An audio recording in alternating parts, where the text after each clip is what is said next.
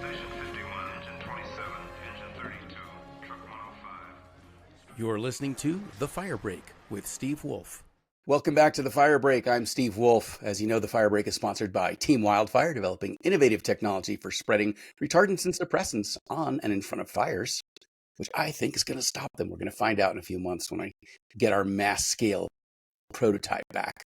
It's a beast. I have got with us today, live from across the pond, as we say, Fraser Donaldson and Andrew Nott, and they are with a company called Mosmart. And they have developed a product called Marine 3, which is a mineral-based retardant, and we're going to find out about it. So, welcome to the what is this show again? The Fire Break, right? Welcome to the Fire Break. How are you, gentlemen? Very well, thank you. No, very good.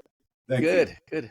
So what were you doing before you started working on a fire retardant? What was your life paths that brought us up to you? I am a yeoman farmer by trade, so farming is part of our heritage. So, I am a farmer and still continue to be a farmer, and then obviously got involved in the fire side of things. And what do you farm? On the Essex-Suffolk border, about an hour north of London. And we're all crops, so wheat, barley, rape, peas, beans. Very nice. Yeah. Well, and so how did you get into firefighting? By chance. Just bad luck, huh? Just very bad luck. Wrong place, right time. So, Okay. and our paths crossed, and then I met Fraser, and and here we are today. Hi, Fraser, same question.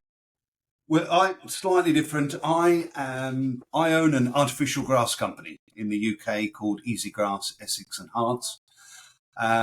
And I first got wind of this product back in 2015 and did a bit of a discovery through the manufacturers, which is based down in South Africa. I took myself off down to South Africa to understand and find out a little bit more. And then Andrew and I met late 2019. And the company was then formed, and we've been distributing. And well, first of all, we took on the product firmly in 2020, and then unfortunately we got hit with COVID. And at that time we were going for UL certification, which was booked in for the May of 2020. That then got cancelled. And by the time that we came to getting it retested, there was such a backlog through UL that we then ended up going through CE certification out of Dresden in Germany. And in the last 18 months, we've been fully certified and more dealing with Europe, obviously Europe being on our doorstep and the issues that there are with wildfires in Europe. Okay. We've been dealing with that more. So let me ask you a little bit about the certification. What is it exactly that they're certifying? They actually certify. It's in Europe and the UK. It's the class of fire that the product can be used against. So okay. The certification indication is an EN 3 to 7. It's certified 21A to 28A, which is so that means it'll do Class A fire at 1%, I think, and a Class B at 3%. Up to 3%. Up to 3%. Okay. Yeah. Up to 3%. So that is how it's certified. Okay. The product itself, because of the, I'm not sure if it's happening in the States, but certainly in the UK, in Europe, we've got the looming ban on PFAS foams. Yes. It's a looming ban at this point and not an actual ban? Well, it was due for April. We've now had it confirmed that it is going to be in July 15th of this year for Europe and the UK. So I'm presuming it's the same for the States. But why do they want 4 more months of PFAS being used? Well, I'm not sure. I think it's something to do with everyone's dragged their heels. I see. And there's plenty of PFAS stock still around, and I think they want to try and shift some of that before any governments then have to go away and spend money on getting some new product in. So I see. Okay. yeah. Very nice. So what they certify is that it does what you say it's going to do in terms of Yeah. either Yeah. suppression or retardant capabilities. And That's- what about environmental impact? Who does the study on that? We've had a couple of, in the UK, we've got the Environmental Agency. In Europe, there's REACH. And the Environmental Agency, they've actually tested our product twice. Once through one of the testing labs that we had, and one on a live fire, if you like. It was a big waste fire in the UK. And we were asked to bring product to that, and it got tested there as well. So the environmental credentials of it, we like to say it's 100% environmentally friendly. So it's not going to damage plants. It's not going to damage wildlife. It's not going to damage waterways, fish, or things like that.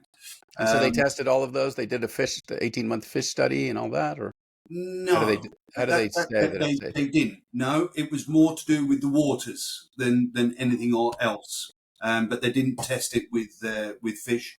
Andrew will come on to something in a minute about a subsidiary product that we've got that works alongside the fire product. That's, again, it encompasses that environmentally friendly situation.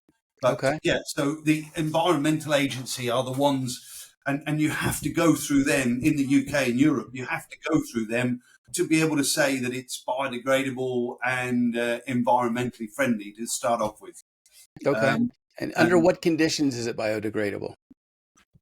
Because I've got plenty of cutlery and plastic plates and all. They all say biodegradable, and then you find out that to degrade, they actually have to be exposed to sunlight for 6 weeks, and if they're buried in a pile of trash, they don't get sunlight, then they don't actually biodegrade. So there's a lot of. It's more to do with. If you look at soil composition, trees and things like that the product is going to be used on, because you're not going to be just using the product for the sake of using it. You're going to be using it on whether it's a wildfire, whether it's a waste fire or something like that. Okay. So we looked at what is the soil composition prior and after, and then it goes on for, you test it over 28 days, you test it over 56 days. And what is the biodegradable product, the actual substance of the product itself. I see. With our product, because there's actually no chemicals in the product itself. All of it is minerals. It's organic minerals from the land, and obviously some of it from the sea. But there's no chemicals. There's nothing that's. A mineral is a chemical. Water is a chemical. Air is a combination of chemicals. I mean, well, but I'm what do you mean when you say no chemical? Yeah. What's that? I'm talking about synthetic chemicals. There's Synthetic nothing. chemicals. Okay, so using naturally occurring chemicals. Naturally occurring, yeah. Naturally occurring minerals. Yeah. Okay, and the reason I'm pressing you on that is that in the wake of PFAS and other agents that have been proven carcinogenic and to have other detrimental effects, people are very concerned now about what are they spraying, right? Am I leaving PFAS to go to something worse? Is this just as bad, but it's actually different? Is it better? And so the need for transparency in retardants has never been greater. Which I think again, having dealt with at the moment, having dealt with Cyprus, Turkey, Italy, Portugal, we're due to go into Spain, hopefully at the end of this month, end of April.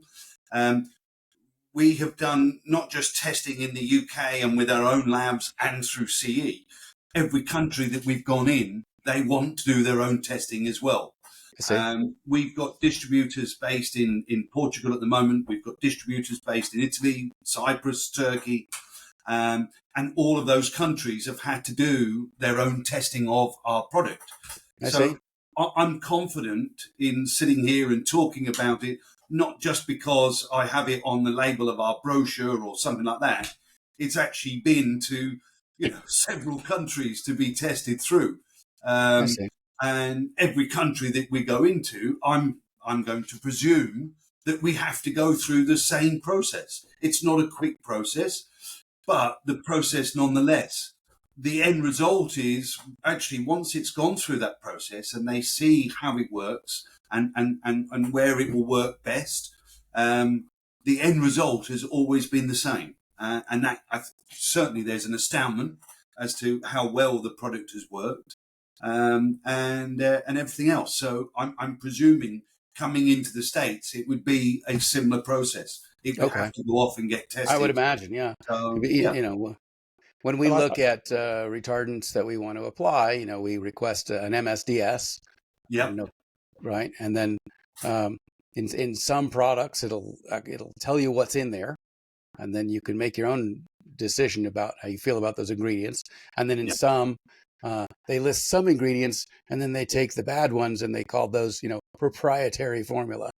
Yeah. Well, I think it's worth pointing out that in all of our paperwork and bits and pieces that we would supply to on the MSDS sheet, the mineral composition sheet, everything is within those documents, and there's total transparency. I think that's it's probably the word I would use. Yeah, that's great. Wonderful. So we wouldn't want to hide anything from anyone for fear of you're allowed to, right? You're allowed to hide up to 10% of your ingredients under a proprietary formula. But for companies that do that, I'm not going to use their product. No, and I think that's where we've decided that actually openness is the best policy, and therefore that's reflected in the paperwork that we would submit any potential clients. Yeah. Wonderful. So Andrew, as a farmer, you have crops, you have a crop fire, you would spray Marine 3 on your crops, and then you would still harvest and eat them? I would have absolutely no problem at all.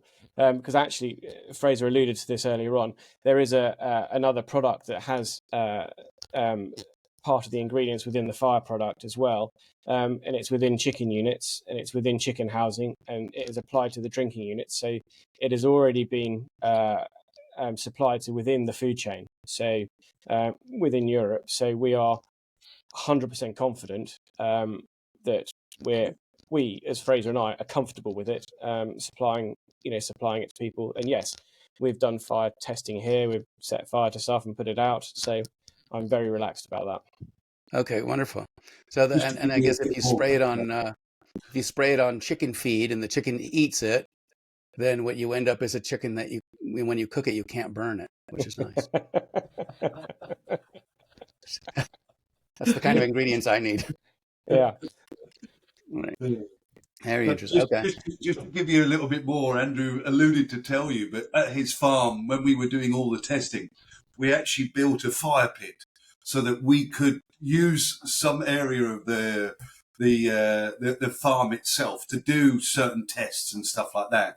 And obviously, where the fire pit was, there's quite a bit of Andrew's crops. So we sprayed those crops just to make sure, and it also gave us a good test as to how it worked as a fire break, a retardant. And I have to say, the tests were very, very successful. Yeah, I mean, where the straw bales...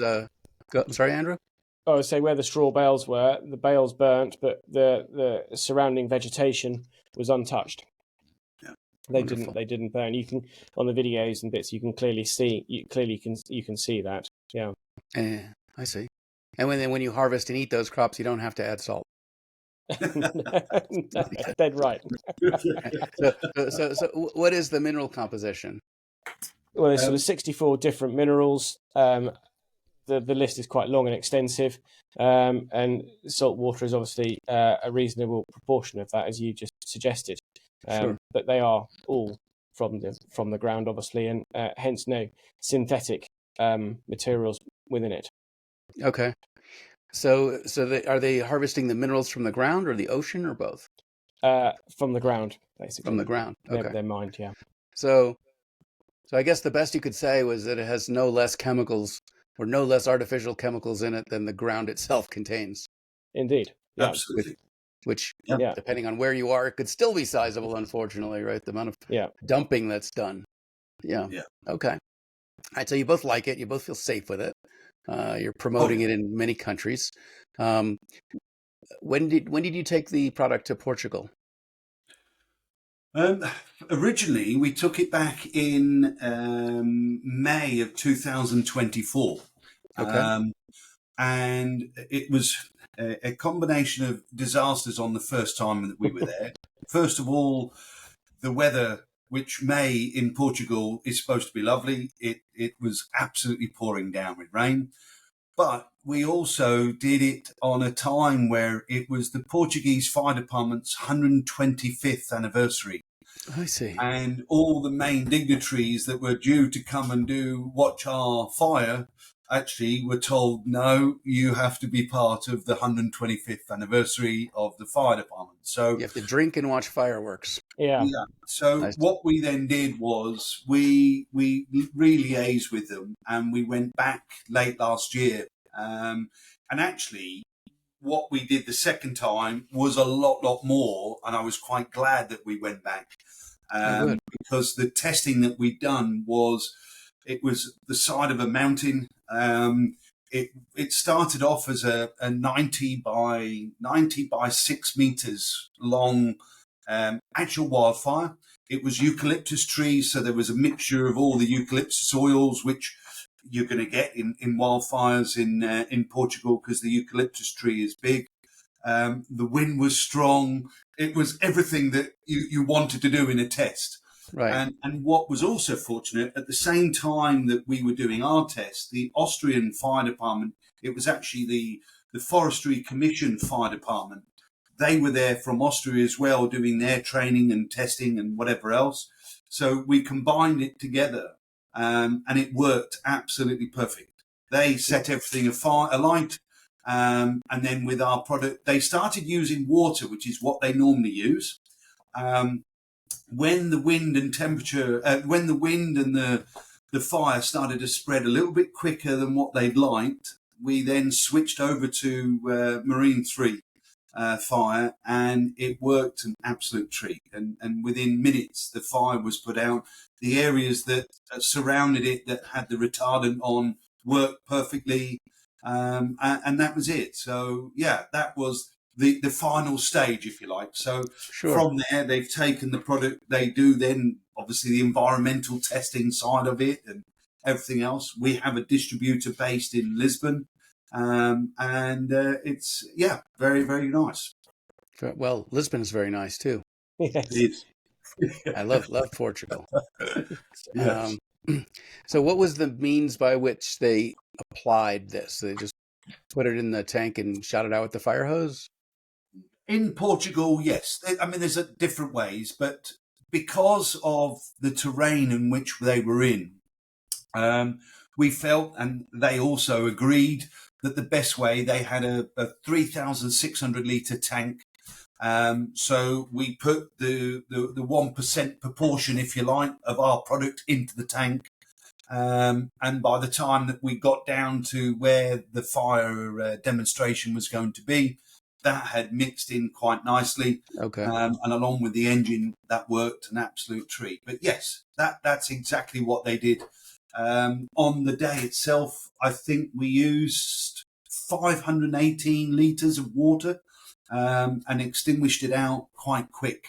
And then to clean it out, it was no more than just flushing it through with around 5 litres of water, and it clears it out of the tank if they needed to. So it works quite well. But there are different methods that you can use for inducting it into the water.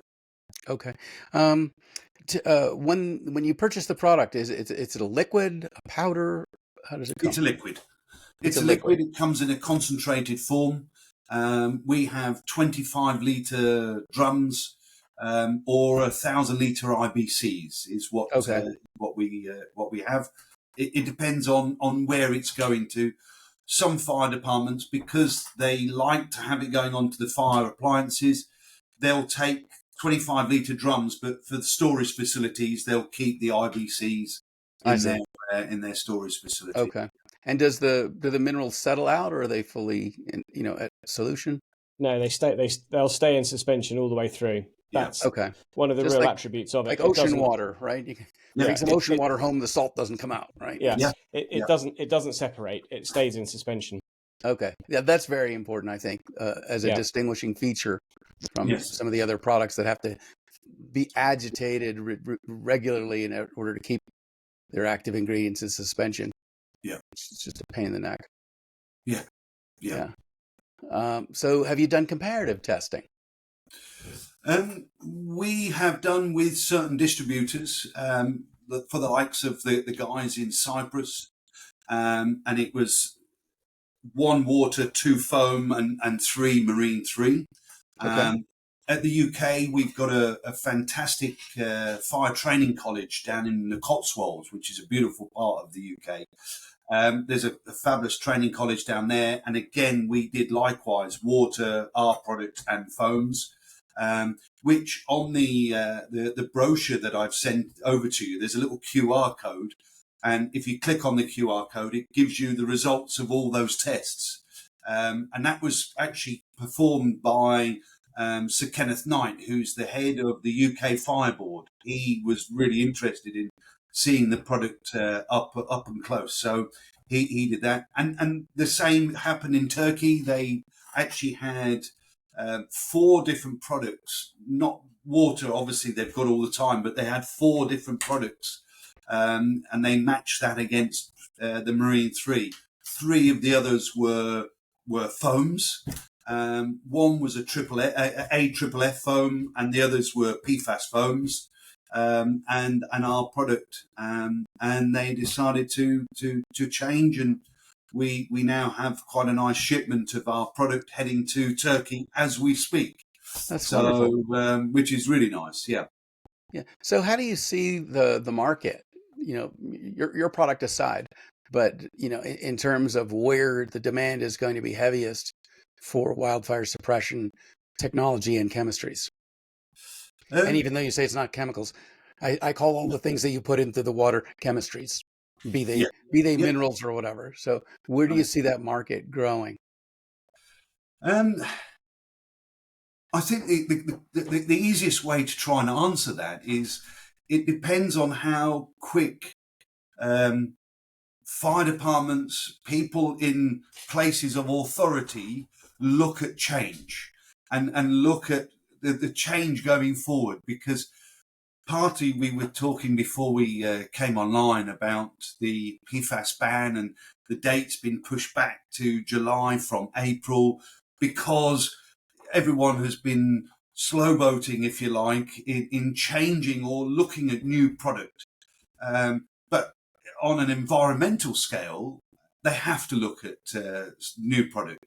And I think we have managed to get to ourselves into a position where we're trying to knock on people's doors. Some of those doors don't open because at this moment in time, they're not interested. But actually, if we wait 18 months down the line, it could be a case that they have no choice. They have to open the door and allow us in. Right. So I think technology and new products are always going to take a while to get the doors open. But I think in time, people will then understand programs like yourselves, this podcast, and people like yourself that get the message out there. Right. I think it just helps people's knowledge because there are so many different products, but which ones are good, which one's bad? Only testing them and finding out once they do test them, will they really understand? Right. I think most agencies don't test. If you were to ask people, which retardant do you use? The answer probably boils down to whichever salesman was persistent enough to drive all the way out to the department and do a demo for them. Yeah. Yeah. Rather than saying, oh, well, we evaluated 40 different options and we tested them thusly, and we measured how long they're effective after they're applied, and we looked at their various environmental impact studies. And science has not really been the differentiating tool as to what people use. Thus far. So if you could sell Marine 3 in just one country, if that was the market what country would you sell it to? Ah, Which is to say, which country do you think represents the largest market opportunity for you? for me, if it was on wildfires, um, statistics tell me that Greece has the biggest amount of wildfire damage Well, per year. damage. So Yeah, Yeah. 2023, they had $1.6 billion worth of damage in 8 months from January through to end of August. They had a $1.6 billion damage created, whether that's 7 that's times their whole economy. it's just incredible. So, to go into a country, would I look at a country like that and say, yes, actually, Greece is something that we're doing. The distributor that we've got in Cyprus is something that, because obviously there's the Greek Cypriots that work together. But that was one. Turkey, we got into Turkey. And again, Turkey, another big country, another lot of wildfires. That was third on the list in 2023. We're still waiting for the final research of cost of fires, but Southern Europe has been hit massively with climate change. The temperature, we used to be mid 30s in temperatures. Now we're low 40s in peak season. Wow. And when you have 9 or 10 weeks of dry weather, you could imagine the vegetation and what it's like and how easy wildfires can spread. And that's exactly what's happening in Southern Europe at the moment. But you also have the American market. And it's not just wildfires that you look at the American market. You've got waste fires, which they're on the growth as well because of lithium batteries and Yes. all the such likes that go into waste.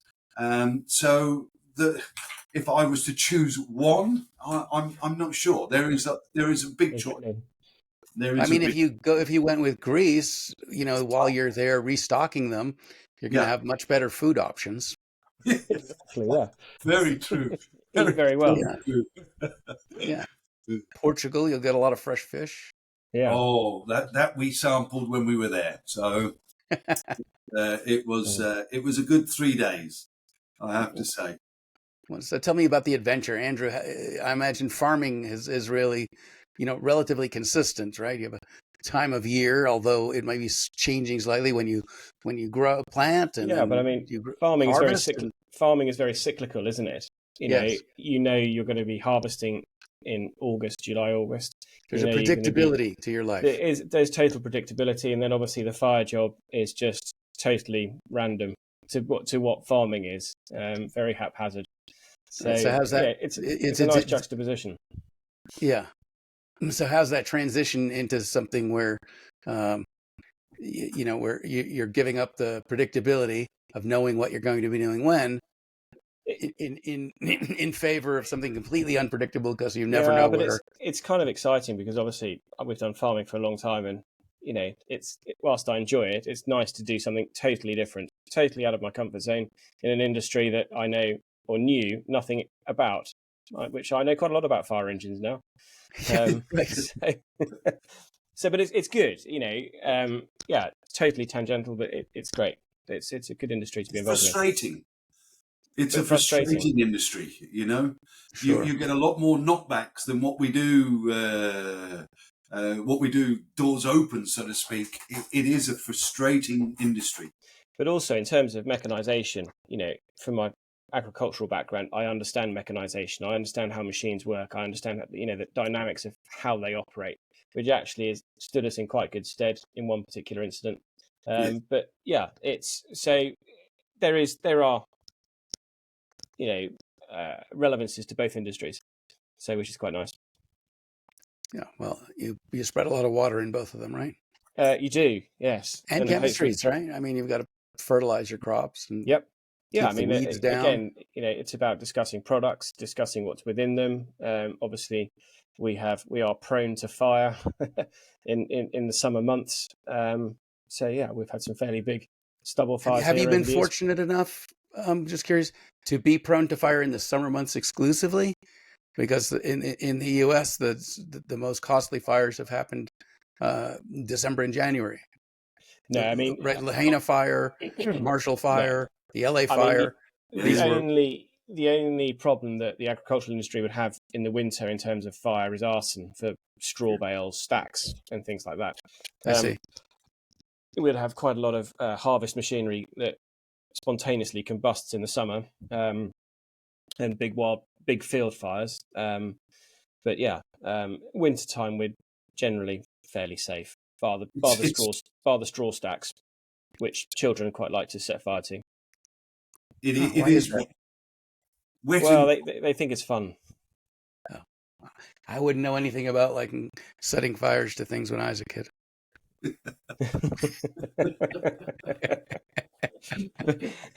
No, none of us did. No, Yeah. none of us, right? None of us were 6 years old at one point, right? No. Right. But they're both good Very- industries to be involved with. So I think Yeah. that's the passing comment. So you've got to knock on a lot of doors. You've got to do hands-on demonstrations. Do you find that there's any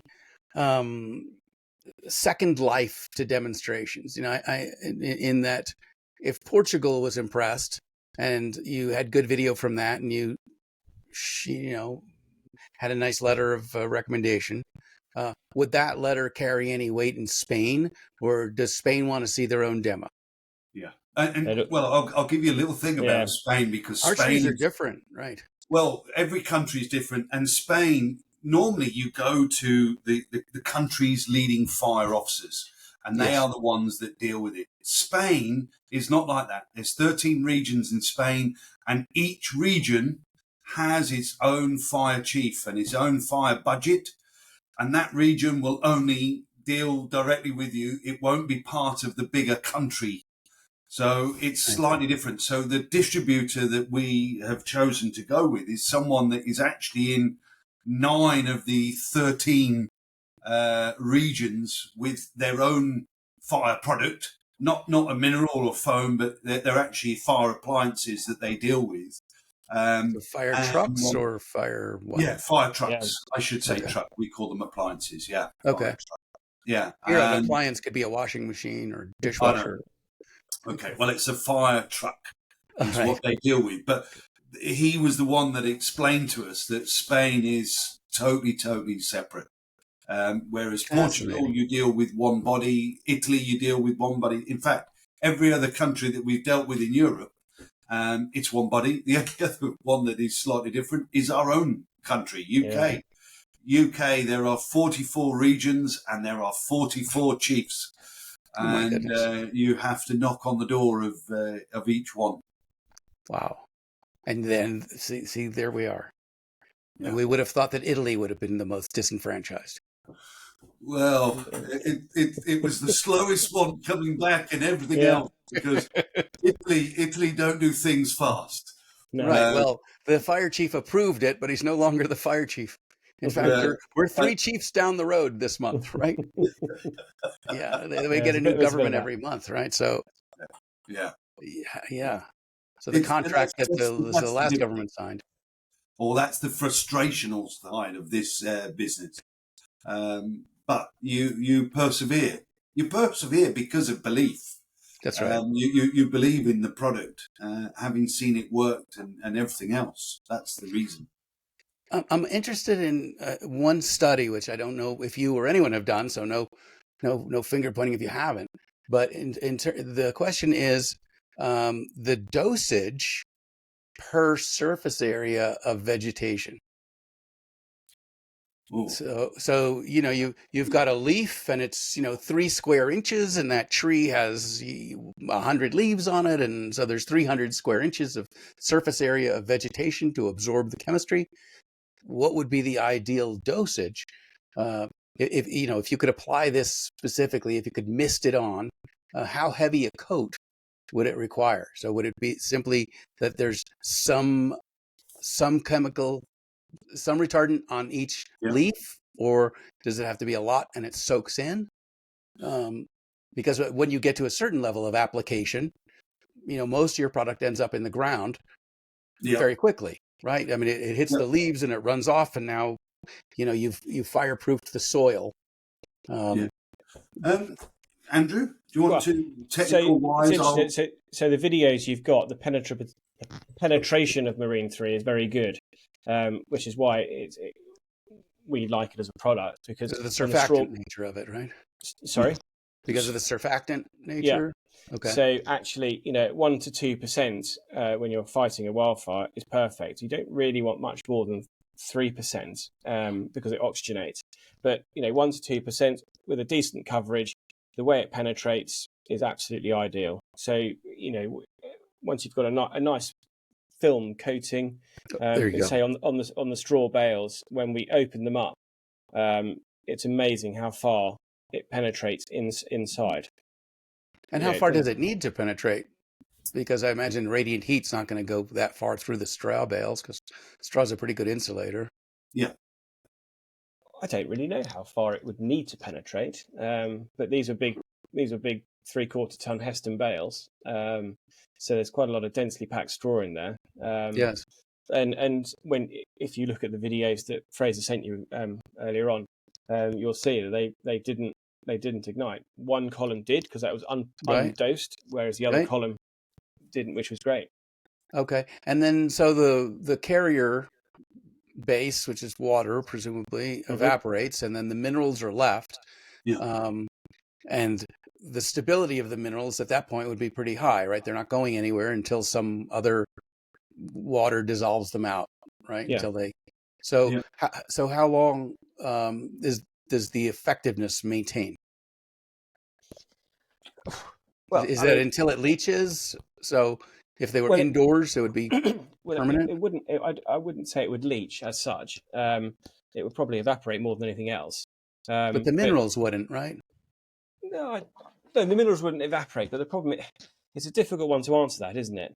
How long's a piece of string? If you're retarding, if it's 40 degrees of heat and rising, it's obviously going to evaporate, disappear a lot quicker than it's 30 degrees with heat. But does it maintain a retardancy after the water is evaporated? Yes. Yeah, I was going to say, because when we did the test and the wildfire over in Portugal, that's exactly what happened. And the ones with Cyprus that we did, it wasn't as hot when we did the Cyprus ones. And when they tried to reignite, it wouldn't reignite. Okay. And when we've done pallet tests and all the other things for the various C listings, it's all about reignition. Okay. So the mineral deposition into the vegetation has a durable effect in terms of fire retardancy. Yeah. But we wouldn't know, or we couldn't answer completely how long that would last for. It's because different factors, different weather, different vegetation. We've never really tested it like that. Okay. Say that actually, once you've sprayed it, it will last you 3 weeks, and then you have to reapply, or it lasts 6 weeks or 7 weeks. We actually don't know. That's a good question to have asked. Because presumably you could test this on a sheet of newspaper or something. You'd spray it, you'd let it dry completely, and then you'd try to ignite it. Well, I'll give you the Italians did exactly that. Okay. That was one of the things that they did when we first took it over there, and they put it out on. There was one big newspaper, and they did it onto that, and they let it dry out. Tried to reignite it, and it would not take a light at all. So that's great. But, that was. That was all done, and it dried out within, probably 20 minutes because of the weather was nice and da-da-da. Right. It's how long would that last for? Dry is a stable state, right? Yeah. But in the same vein, when we've done pallet tests and things, we then reapplied the diesel and paraffin to it. It burnt the diesel and paraffin off, but didn't reignite the wood. Yeah, that's difficult when you're trying to light a campfire, isn't it? Yeah, that's exactly right. Right. All your liquids burn off and you still don't have a fire. Yeah. Right. Are there other products that you're looking at now, or when you call on a client or a prospective client, you have your product? Do you sometimes see, well, there's some holes in the market here for additional products or services or technologies that we could also bring to this client? More problems we could solve for them? Yeah, I think we've gone into a collaboration, if you like, with a couple of companies, but the one that has struck us most is electric vehicles and how to deal with electric vehicles. And there's a company up in Sweden that we have collaborated with that have um, the machinery, I should say, to deal with electric vehicles, along with our product, and that's how we've. But it was on the back of it was actually Istanbul. The amount of electric vehicles over the last 2 years, it's there's been a 98% rise Wow. of electric vehicles in Istanbul alone. And it's a big concern for their fire department because obviously the temperature in Istanbul in the summertime it gets up to 48, 50 degrees. So they're seeing an increase in that, and it was then that we started to look at actually there's a need in the market to get something that attacks electric vehicle fires. So that's something that we have done. But there are other, as Andrew mentioned before, there are other products going into Spain. You know, in the southern part of Spain, there is a fantastic vegetable growing, tomatoes, strawberries, all that sort of thing. So we have a product that deals with the agricultural side of a market as well. So it is varied, but fire is the only one at this moment in time that we're concentrating on. Okay. Well, I imagine just, as resourceful as you are, you'll probably see other needs down the road Yes. when you deal with these departments. Yep. Yeah. Right. So Yeah. hey, we brought you a great product, but your trucks aren't quite up to spec for spraying, or you need a different nozzle for this type of thing. Again, Italy was a little bit like that.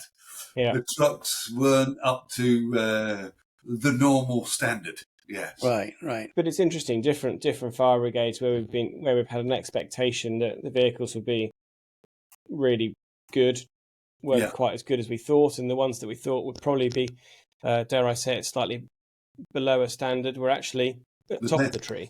So it's Very quite interesting. Yeah, it's quite interesting going into the different fire departments and seeing what they're utilising. Yeah. Tell me about pricing. Where do you end up in the gallon range?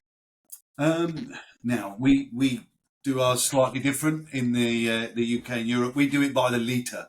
By the litre. Yes. But if I thought you guys were no longer in the. Didn't you kick out the EU? And... Well, we did, but we've kept hold of the metric system. I see. Okay, thank you. Good job. job. Backwards. Yeah, I think to change now, that generation has come through with the metric system, so I think that's now set and in place. Thank goodness. So a 25-liter bucket. 25 litres. So as a diluted solution, it works out roughly around, and this is on a 2% dilution, it works out roughly around 9 cents, and that's euro cents. So probably about per 11. Liter. Yeah, per litre. Per litre so 50 applied. times that for the concentrate. Yeah, roughly around that. Yeah, it works out. You don't sell it as a diluted; you sell it as the concentrate. No, we sell it as a concentrate. Right. So a 25 around €6, between €6 and €8 per litre on a full concentrate. Okay. So it gives you an idea. So around €235 per full 25 litre drum. For a pail. Okay. Yeah. Is that what you call it? A pail? Pail. Yeah. A bucket. A pail. Bucket. Yeah. They would probably call it here. You have the 200 litre or 200 gallon drums, don't you, as well in the States? Yeah, we have the IBCs. Yeah. And I think those are standard. Yes. At 175 and 250 or something like that. Yeah. But the general, handleable bucket would be a 5-gallon pail. Right. Okay, that's good to know. Interesting.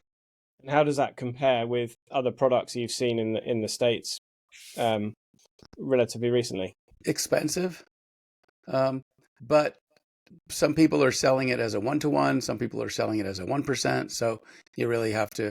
I think the measure that you used, Fraser, of what it costs once diluted and ready to apply is probably a good measure.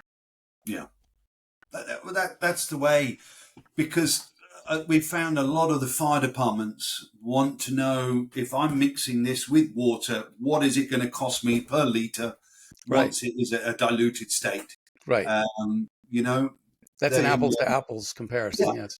Yeah, and that's the way that we do it. And I think when we have done our own research, more so, I mean, we know some of the ones in the States, but more so in Europe, we felt that we've been comparable, some slightly cheaper, because the ratio of what they're diluting it at, some of the foams and things like that they're using, it's a lot bigger on the ratio. Some are up at 5%, 6% dilution. So, yeah. What do you recommend to your clients for a proportioner? Because if their apparatus or their appliance, as you say, is really just set up for water, and they need to add a proportioner, are there ones that you recommend to them? No, we have a couple in the yard here. To be honest with you, a standard proportioner from 1 to 6% is not a problem. An inline inductor, very standard equipment. And as Fraser was about to say, I think what we've done before is when there is no proportioner on board, what's the size of your water tank? We can just pour the relevant amount into the top, and then it obviously mixes out into the tank. Right. Yeah. Okay. So what about I can't think of the word when it messes your equipment up. Corrosion.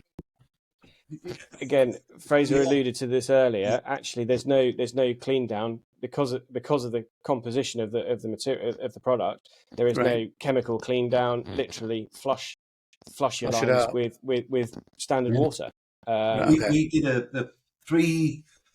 a 3,600 litre tank, and when we flushed it out, we actually only used 5 litres of water to clean it through.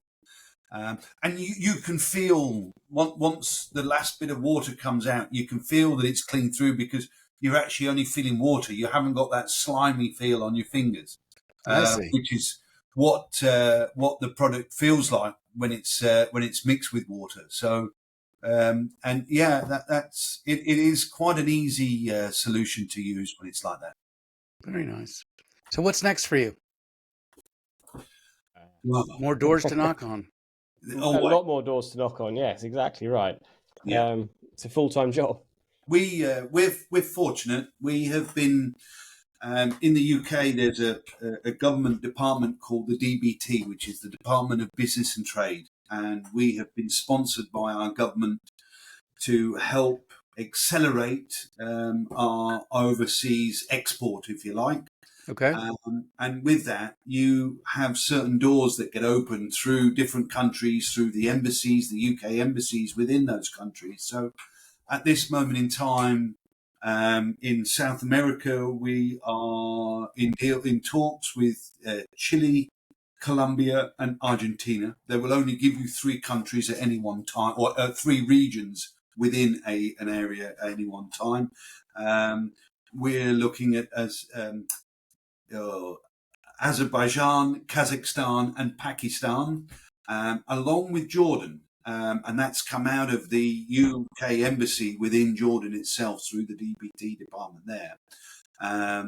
So we've got a number of this, obviously Greece and Spain. France is a difficult one to try and get into. There's quite a lot of manufacturing plants, chemical manufacturing plants, that a lot of European foams comes out of France. Whether that's Chinese-owned companies or American-owned companies, they seem to be in France itself. So we have stayed clear of that just now and sort of worked our way around France.